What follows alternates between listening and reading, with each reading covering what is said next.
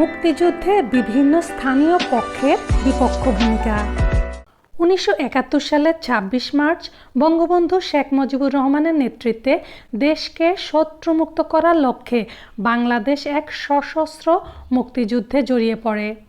এরপর সমগ্র জাতি একত্রিত হয়ে বিদেশি বন্ধু ও সহযোগী রাষ্ট্রের প্রত্যক্ষ ও পরোক্ষ সহযোগিতায় 16 ডিসেম্বর 1971 বাংলাদেশ স্বাধীনতা লাভ করে।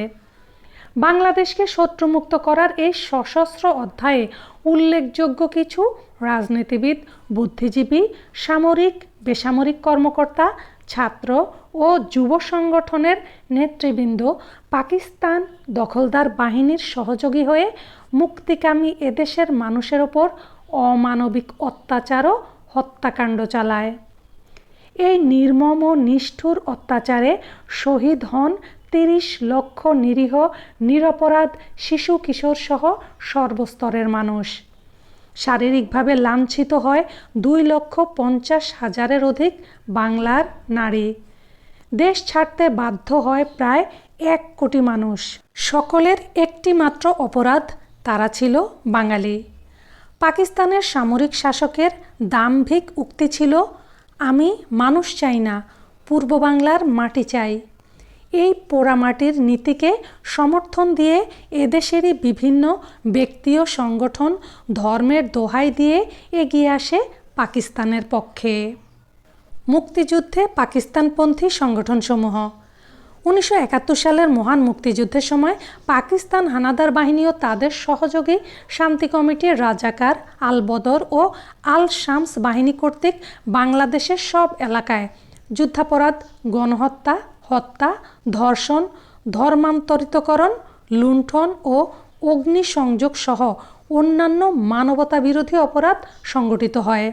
এদের কাজ ছিল পাকিস্তানি হানাদার বাহিনীর সাথে থেকে সাধারণ মানুষের ঘরবাড়ি জ্বালিয়ে দেয়া, লুণ্ঠন করা, নির্যাতন করা, মুক্তিযোদ্ধাদের ধরিয়ে দেয়া ইত্যাদি। তবে সবচেয়ে ভয়ঙ্কর ছিল তাদের হত্যা আর গণহত্যাগুলো। 71 সালের স্বাধীনতা যুদ্ধের সময় বাঙালিদের পাকিস্তানি হানাদার বাহিনী ও তাদের এদেশীয় দোসর বিহারি রাজাকার আল বদর, আল শামস তাদের ট্রেনিংপ্রাপ্ত জল্লাদ দিয়ে হত্যা করে বড় বড় সেফটি ট্যাঙ্কের ভেতর ফেলে রাখত। এরকমই একটি বধ্যভূমি হলো মিরপুর 10 নম্বরে অবস্থিত জল্লাদখানা বধ্যভূমি। যুদ্ধ চলাকালীন পাকিস্তান বাহিনী কর্তৃক নিরীহ বাঙালিদের নির্যাতনের পর এখানেই গণকবর দেয়া হয়েছিল।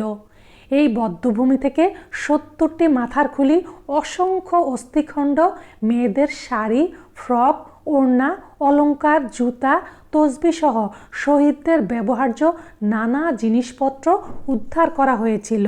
এখন আমরা পাকিস্তানি সেনাবাহিনীর এদেশীয় সহযোগী সংগঠনগুলোর কথা জানব। 1. শান্তি কমিটি।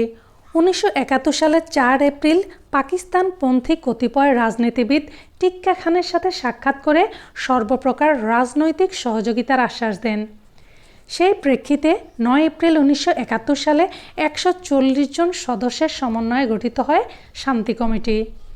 মুক্তিযুদ্ধে পাকিস্তান সেনাবাহিনীকে পূর্ব বাংলায় সার্বিক সহযোগিতা করার জন্য এটি গঠিত হয়। শান্তি বাহিনীর প্রধান আহ্বায়ক ছিলেন পাকিস্তানের খাজা খয়েরউদ্দিন।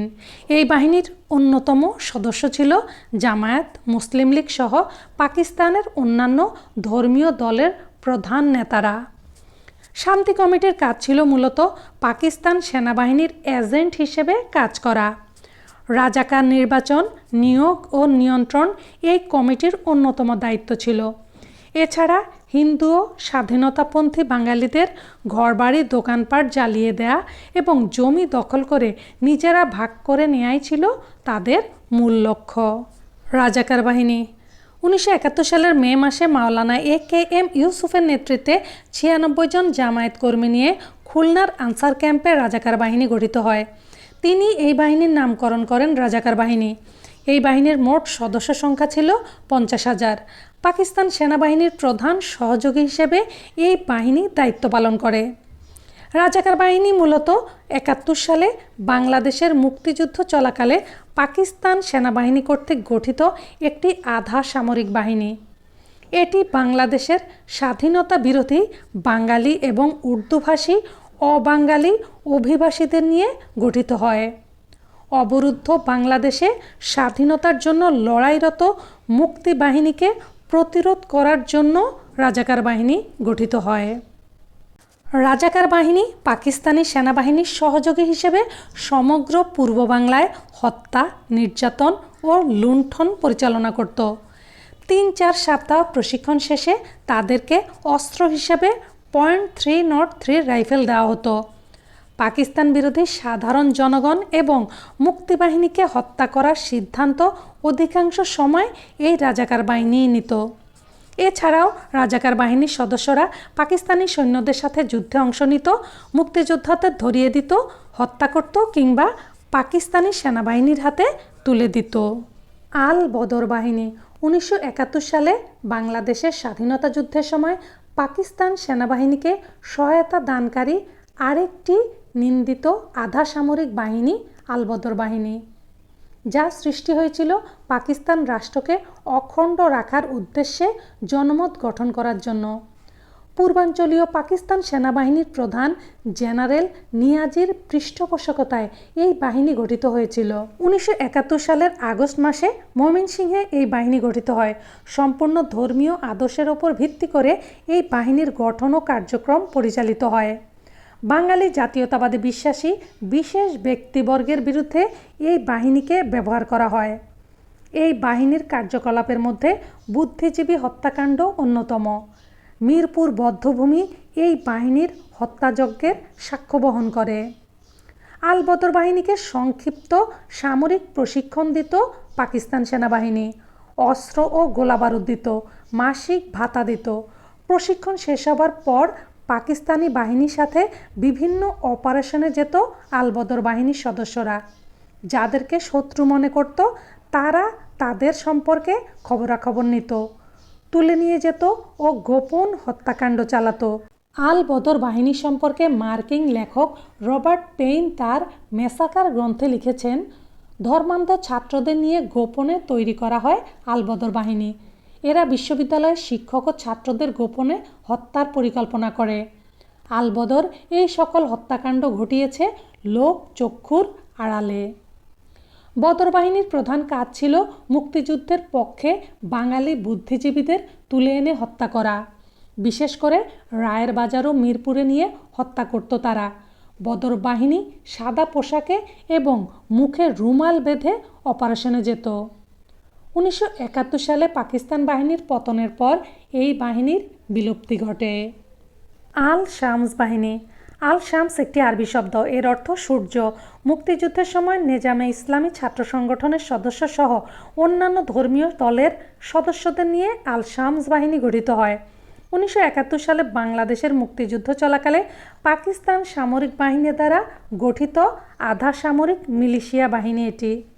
তৎকালীন পূর্ব পাকিস্তানে মুক্তি বাহিনীকে প্রতিহত করার উদ্দেশ্যে আল শামস বাহিনী গঠন করা হয়।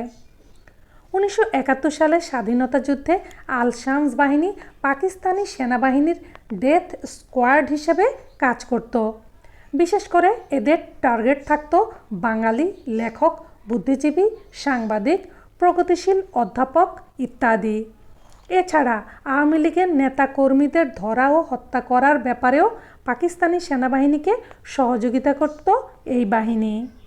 এভাবে পাকিস্তানি বাহিনী ও তাদের এদেশের সহযোগী বাহিনীগুলোর শত চেষ্টার পরেও তারা বাংলাদেশের স্বাধীনতা থামাতে পারেনি।